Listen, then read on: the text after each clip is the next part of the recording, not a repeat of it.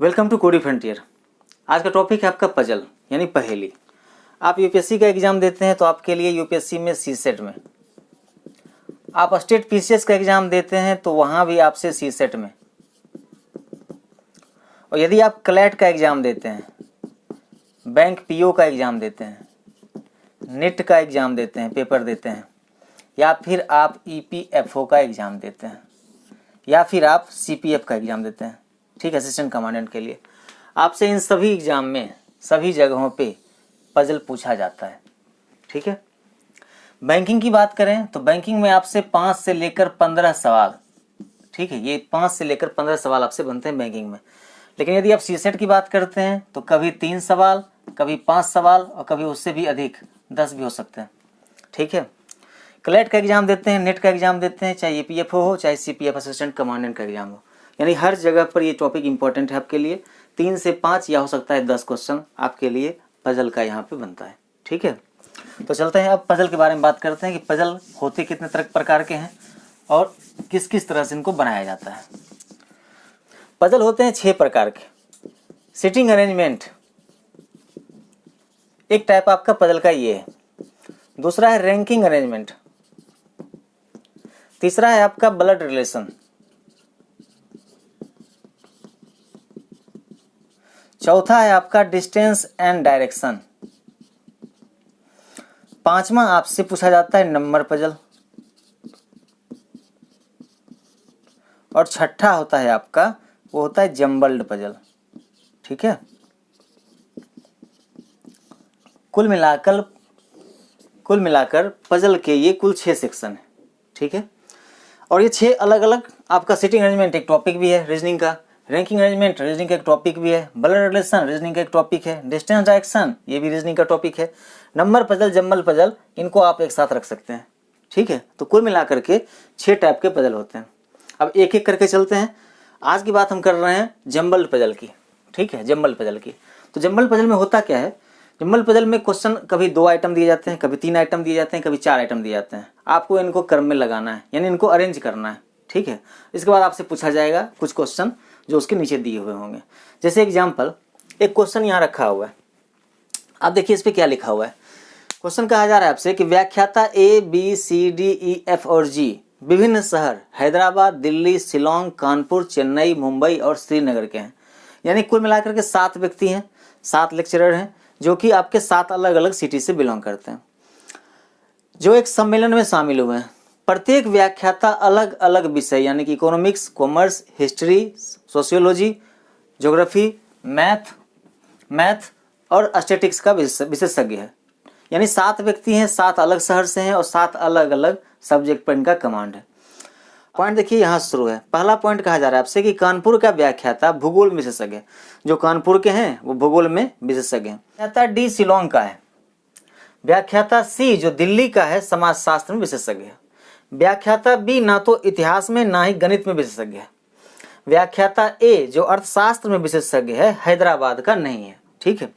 और छठा पॉइंट है आपसे कि व्याख्याता एफ जो वाणिज्य में विशेषज्ञ है, श्रीनगर का है।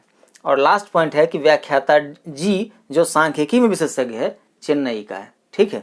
अब देखिए कैसे बनाएंगे। यहाँ देखिए 3 चीजें हैं। आपको पहले ही बोले इस तरह के पजल में कभी 2 आइटम होंगे, कभी 3 आइटम होंगे, कभी 4 आइटम होंगे। यहाँ 3 चीजें हैं। 7 व्यक्ति है पहली बात, 7 शहर हैं दूसरी बात, और 7 अलग अलग सब्जेक्ट पर इनका कमांड है। तो आपसे पूछा जाएगा, हो सकता है यही क्वेश्चन आगे भी रहता, इसमें एक पॉइंट और जुड़ जाता, 7 अलग अलग दिन पर इनका लेक्चर हो रहा है। ठीक है। तो आपसे वो 4 कॉलम बनाना पड़ जाता। तो यहाँ 3 चीजें हैं तो हमको 3 कॉलम बनाना है। ठीक है। तो चलते हैं, इसको कैसे बनाया जाएगा इस पर समझिएगा।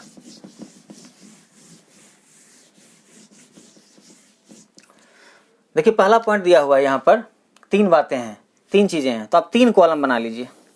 एक कॉलम, दूसरा कॉलम, तीसरा कॉलम। पहला कॉलम नाम है इनका, दूसरा कॉलम शहर है इनका, और तीसरा कॉलम इनका सब्जेक्ट। तीसरा कॉलम इनका सब्जेक्ट। अब A B C D E F G कुल मिलाकर के 7 व्यक्ति हैं।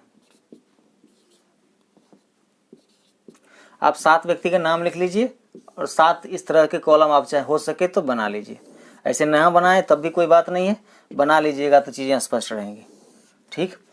आप देखिए पहला पॉइंट कह रहा है आपसे कि कानपुर का व्याख्याता भूगोल में विशेषज्ञ। तो हमें नहीं पता कि कानपुर के कौन है, ठीक है, तो आप इस जानकारी को एक्स्ट्रा जानकारी मान करके यहाँ लिख लीजिए, कानपुर ज्योग्राफी, यानी जो कानपुर के हैं वो भूगोल में विशेषज्ञ हैं। दूसरा पॉइंट है व्याख्याता डी शिलोंग का है, डी शिलोंग का है, तो आप शिलोंग डी में लिख लीजिए, लिख लिए। व्याख्याता सी जो दिल्ली का है, समाज शास्त्र में विशेषज्ञ है। सी के बारे में कहा गया कि दिल्ली के हैं और समाज शास्त्र में विशेषज्ञ हैं, आप यहाँ पर समाज शास्त्र लिख दीजिए। व्याख्याता बी ना तो इतिहास में ना ही गणित में विशेषज्ञ है। व्याख्याता बी ना तो इतिहास में और ना ही गणित में, ना तो इनके पास हिस्ट्री ना तो इनका मैथ, इसको लिखकर यहाँ काट दीजिए। व्याख्याता बी ना तो इतिहास में ना ही गणित में विशेषज्ञ हैं, तो आप यहाँ पर बी में हिस्ट्री और मैथ लिखकर काट दिए, यानी कि बी ना तो हिस्ट्री के स्पेशलिस्ट हैं और ना ही मैथ के स्पेशलिस्ट हैं, ठीक है। अब नेक्स्ट देखिए, व्याख्याता ए जो अर्थशास्त्र में विशेषज्ञ है, हैदराबाद का नहीं है। व्याख्याता ए जो अर्थशास्त्र में विशेषज्ञ है, ए के बारे में कहा जा रहा है कि ये अर्थशास्त्र के विशेषज्ञ हैं और इनके बारे में कहा गया कि ये हैदराबाद के नहीं है, तो हैदराबाद लिख के यहाँ काट दीजिए। व्याख्याता एफ जो वाणिज्य में विशेषज्ञ है, श्रीनगर का है। एफ के बारे में कहा गया कि ये कॉमर्स में विशेषज्ञ हैं, कॉमर्स के स्पेशलिस्ट हैं और ये श्रीनगर के हैं, ठीक है। नेक्स्ट है आपका व्याख्याता जी जो सांख्यिकी में विशेषज्ञ है, चेन्नई का है। जी के बारे में कहा गया कि ये सांख्यिकी में विशेषज्ञ हैं और कहाँ के हैं, चेन्नई के हैं, आप इसको लिख लिए। अब आपकी जानकारी खत्म हो गई, जानकारी आपकी खत्म हो गई। अब ये पजल में बहुत सारे कॉलम खाली रह गए हैं, तो अब कैसे बनेगा। अब आपको यहाँ पता है कि कानपुर जहाँ भी जाएगा उसके साथ ज्योग्राफी जाएगा, ठीक है। आप देखो सब्जेक्ट में 7 सब्जेक्ट थे, अर्थशास्त्र यहाँ हो चुका है, समाजशास्त्र हो चुका है, वाणिज्य हो चुका है, सांख्यिकी यहाँ हो चुका है, हो गया। आप यहाँ पर है हिस्ट्री और मैथ यहाँ पर नहीं आएगा, ठीक है। 7 सब्जेक्ट आपके पास है, देखिए economics, commerce, history, sociology, geography, math और स्टैटिस्टिक्स। इकोनॉमिक्स हो चुका, सोशियोलॉजी, इकोनॉमिक्स आपका अर्थशास्त्र हो गया, समाजशास्त्र आपका हो गया, वाणिज्य आपका कहाँ गया, हो गया, सांख्यिकी आपका हो गया, ठीक है। 4 सब्जेक्ट हो गए। 2 सब्जेक्ट यहाँ हिस्ट्री मैथ हो नहीं सकता है, ठीक है। तो 7वां सब्जेक्ट क्या बचा आपके पास, 7वां सब्जेक्ट यही है ज्योग्राफी, यानी यहाँ आएगा भूगोल, यहाँ पे आपका भूगोल आएगा और यहाँ आएगा आपका कानपुर। क्लियर, यहाँ भूगोल तो यहाँ कानपुर हो गया, ठीक है। अब यहाँ हैदराबाद आएगा नहीं, तो हैदराबाद कहाँ जाएगा, यहाँ जाएगा, जाएगा। अब आप देखो कानपुर, दिल्ली, शिलोंग, हैदराबाद, श्रीनगर, चेन्नई हो गया। एक शहर कौन सा बचा, मुंबई बच गया आपका, तो मुंबई आपका यहाँ आ गया, आ गया मुंबई। अब आपके पास बचा है 2 सब्जेक्ट हिस्ट्री और मैथ, और जानकारी आपकी पूरी खत्म हो चुकी है। तो हिस्ट्री और मैथ यहाँ जाएगा कि यहाँ जाएगा मुझे नहीं पता, ठीक है। यानी कुछ चीज़ें हमेशा, हमें ज़रूरी नहीं कि पजल में जो चीज़ें हैं वो सब स्पष्ट ही हो जाए, कभी कभी ऐसा भी होगा कि कुछ चीज़ें स्पष्ट नहीं होती हैं, ठीक है। तो आप देखो हिस्ट्री और मैथ यहाँ पर, यहाँ पे होगा आपका इतिहास या फिर गणित, और यहाँ भी इतिहास या गणित। भ्रम में मत रहिएगा, आपसे क्वेश्चन जब पूछा जाएगा तो ऑप्शन दिया रहेगा। आपसे मान लिया क्वेश्चन कहा जाए कि डी का सब्जेक्ट क्या है, डी किस विषय को पढ़ाता है या डी किस विषय के व्याख्याता है, तो ऑप्शन में आपका इतिहास या गणित लिखा हुआ होगा। यदि है लिखा हुआ तो आप उसको टिक लगाइए, यदि नहीं लिखा हुआ है, ठीक है, तो आपको कांट से लिखना है, ऑप्शन दिया हो जाएगा, हम ज्ञात नहीं कर सकते। क्लियर। और ये जो सवाल बताया आपको, ये सवाल पूछा हुआ है आपका यूपीएससी का सीसेट का 2017 का सवाल है, सीसेट 2017 का पूछा हुआ सवाल है। एक पजल बनाइएगा, 3 क्वेश्चन बनेगा आपसे, ठीक है। अब आप देखिए कॉलम हमारा स्पष्ट हो गया। तब आपसे पूछा गया पहला सवाल, भूगोल में विशेषज्ञ कौन है। आप देखो भूगोल में विशेषज्ञ कौन आया, बी आया, आंसर इसका क्या होगा, बी। अर्थशास्त्र में विशेषज्ञ व्याख्याता किस शहर का है, अर्थशास्त्र शहर किस शहर का है, मुंबई का है, तो आप इसके लिए लिखिएगा मुंबई। फिर आपसे है कि हैदराबाद का कौन है, तो हैदराबाद का कौन है, ई है, ठीक है। और यदि आपसे पूछा जाता कि इतिहास और गणित के व्याख्याता किस शहर के हैं, तो इतिहास गणित में देखिए शिलोंग भी है, हैदराबाद भी है, तो या तो शिलोंग या फिर हैदराबाद। व्यक्ति की बात की जाए तो या तो डी या फिर ई। ठीक है, समझ गए बात। चलिए पहला क्वेश्चन कंप्लीट। चलते हैं अब दूसरा क्वेश्चन पे। ठीक है, नेक्स्ट चलते हैं अब अगले पजल पर। अगला पजल आपका शीर्षक 2013 का पूछा हुआ सवाल है। ऊपर लिखा हुआ है कि दिए गए परिच्छेद से प्रश्न 1 से 3 का उत्तर दें, यानी एक पजल को अरेंज करना है और हमें 3 क्वेश्चन हमारा बन जाएगा। ठीक है, अब ये अलग टाइप का पजल है, इसको देखते हैं कैसे बनाया जाएगा। कहा जा रहा है आपसे कि कोई टेनिस कोच आगे आने वाले टूर्नामेंट के लिए 4 खिलाड़ियों की एक टीम इकट्ठी करना चाहता है। इसके लिए 7 खिलाड़ी उपलब्ध हैं, जिसमें 3 पुरुष हैं ABC और 4 महिलाएं हैं WX, Y और Z। सभी खिलाड़ियों की क्षमताएं समान है और टीम में कम से कम 2 पुरुषों का होना जरूरी है। ठीक है, और नेक्स्ट पॉइंट आपसे कहा जा रहा है कुछ कंडीशन है कि B के साथ W नहीं खेल सकता, C Z के साथ नहीं खेल सकता और W Y के साथ नहीं खेल सकती। ठीक है, तो ये 3 कंडीशन भी है। और अब आपका क्वेश्चन यहाँ पर दिया हुआ है, यदि Y को चुना जाए और B ना चुना जाए। आप देखिए पहले ही बोला कि 2 पुरुषों का होना जरूरी है। पुरुष कितने हैं? 3 हैं, ABC हैं। कहा गया है क्वेश्चन में कि यदि Y को चुना जाए और B ना चुना जाए, यानी B को ना चुने, तो किसको चुनेंगे? A और C को चुनेंगे। तो देखिए पहले क्वेश्चन का जवाब, A और C चुना जाएगा, B को नहीं चुनना है, खत्म। यदि Y को चुना जाए, यानी कि महिला में Y शामिल है। ठीक है, अब देखिए महिला में आपके पास था WX, Y और Z। ठीक है, WX, Y और Z। अब कंडीशन के साथ चलिए, देखिए कह रहा है कि लेकिन B W के साथ नहीं खेल सकता। पहली बात तो B तो यहाँ खेल ही नहीं रहा है, तो W की बात ही नहीं होती है। C Z के साथ नहीं खेल सकता, C यहाँ शामिल है, तो ऑब्वियसली है कि Z भी यहाँ पर नहीं जाएगा। ठीक है, Z यहाँ पर नहीं जाएगा, Y जा चुका है, Z जाएगा नहीं। ठीक है, तो अब बचा कौन? W और X बच गए आपके पास। W Y के साथ नहीं खेल सकता, W Y के साथ नहीं खेल सकता, यहाँ Y आ चुका है, तो Y के साथ W आपका नहीं आएगा, नहीं आएगा, तो बचा क्या? X बचा, यानी एक ही व्यक्ति बचा आपका X, यानी कि AC, X और Y, ये 4 टीम का संयोजन होगा। ठीक है, तो ऑप्शन देखिए AC, XY, AC, XY, option आपका B। ठीक है, कंडीशन के साथ ये क्वेश्चन आपका बन गया। अब चलते हैं नेक्स्ट, दूसरा क्वेश्चन देखिए, यदि B को चुना जाए और Y को ना चुना जाए। अब दूसरा सेकंड क्वेश्चन देखते हैं। देखिए सेकंड क्वेश्चन कहा जा रहा है आपसे, यदि B को चुना जाए और Y को ना चुना जाए तो निम्न में से कौन सा बनेगा? यानी B को शामिल किया गया, Y को शामिल नहीं किया गया है। ठीक, तो निम्न में से कौन सा टीम बनेगा? आप जानते हैं यहाँ से कि B के साथ W नहीं खेल सकता, नहीं खेल सकता। ऑप्शन पे चलिए, ऑप्शन पे देखिए B के साथ W यहाँ पहले ऑप्शन में है, यानी पहला ऑप्शन नहीं होगा। ठीक है, पहला ऑप्शन नहीं होगा। लास्ट ऑप्शन में देखिए B है ही नहीं, जबकि क्वेश्चन में कहा गया है कि B को चुना जाए, यानी ये ऑप्शन भी आपका फॉल्स है, ये ऑप्शन भी खत्म हो गया। ठीक, दूसरा ऑप्शन में देखिए A B C के साथ Z खेल रहा है, जबकि कहा गया है आपको C Z के साथ नहीं खेल सकता, यानी C खेलेगा तो Z नहीं खेलेगा, तो ये ऑप्शन भी गया काम से, गया। अब तीसरा ऑप्शन एक ही बच गया है, ABC X। यहाँ देख लीजिए ABC, यानी ABC को हम चुन लिए, ABC, C के साथ Z नहीं जाएगा, C के साथ Z नहीं जाएगा, चलो ठीक है Z नहीं जाएगा। X की बात करते हैं, X तो जाएगा, X के लिए कोई कंडीशन नहीं है। B W के साथ नहीं जा सकता, B के साथ W नहीं जाएगा। ठीक है, B के साथ W नहीं जाएगा, C के साथ Z नहीं जाएगा, Y को पहले ही शामिल नहीं करना है, तो बचा कौन? 4 महिलाओं में से एक ही महिला बच गई, कौन? X बच गई। तो A B C और X, हमें इतना करने की जरूरत भी नहीं थी, तो ऑप्शन से पहले ही ये निकल चुका था। ठीक है, तो क्वेश्चन देख कर डरिए नहीं, हार मानने की जरूरत नहीं है, थोड़ा सा ट्राई करिएगा, ये आपका क्वेश्चन बन जाएगा। ठीक है, अब चलते हैं नेक्स्ट, तीसरा सवाल, यदि सभी 3 पुरुषों को चुन लिया जाए तो 4 सदस्यों की कुल कितने टीम बनेंगे? 3 पुरुषों को चुन लिया जाए।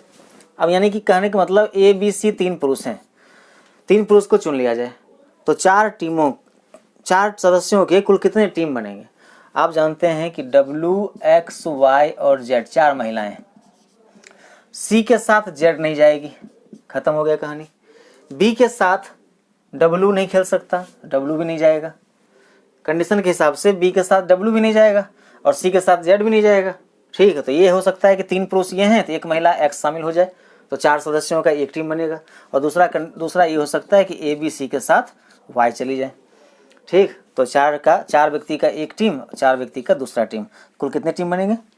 2 टीम बनेंगे। क्लियर?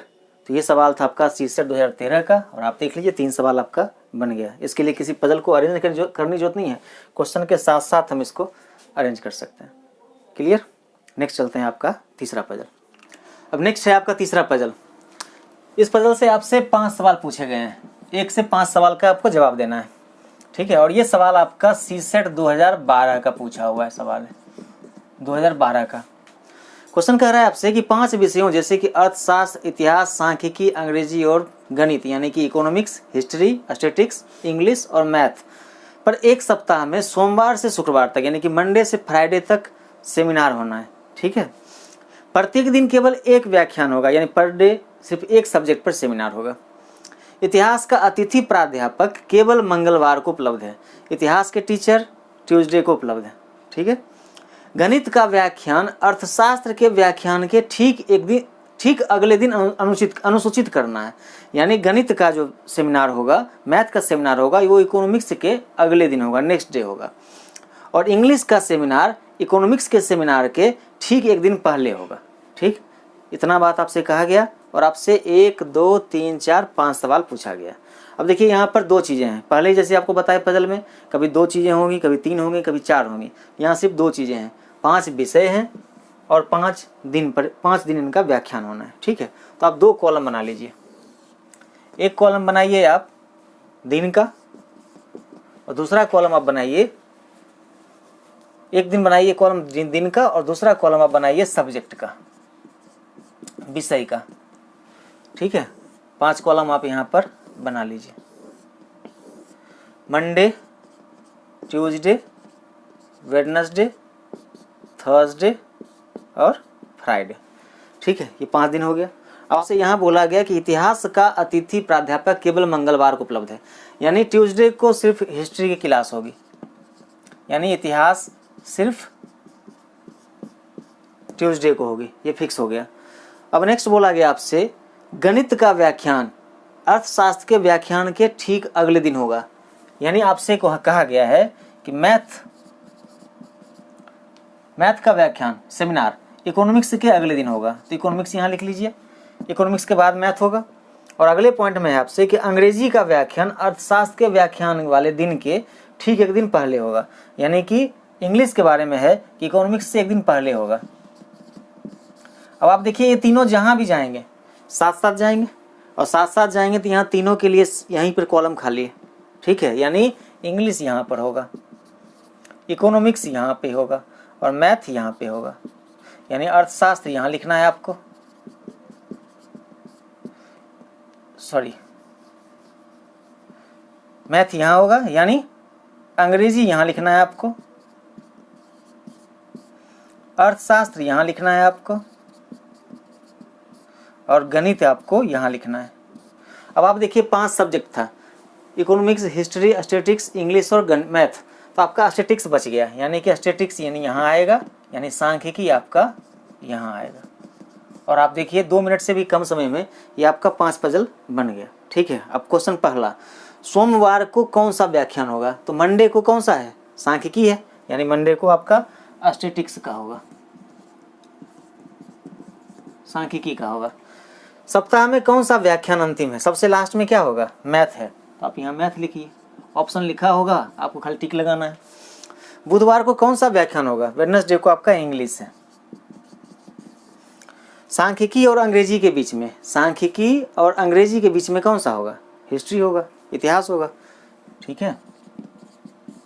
और नेक्स्ट है आपका गणित के व्याख्यान से पहले कौन सा व्याख्यान होगा, गणित के पहले कौन सा है, अर्थशास्त्र है, तो आप अर्थशास्त्र लिखिए, इकोनॉमिक्स। और आपका ये 5 सवाल बन गया। सीसेट की विगत वर्षों के प्रश्नों को आप बनाएं और जितना बना सकते हैं बनाइए, जो प्रॉब्लम हो आप वो पूछ सकते हैं, ठीक है।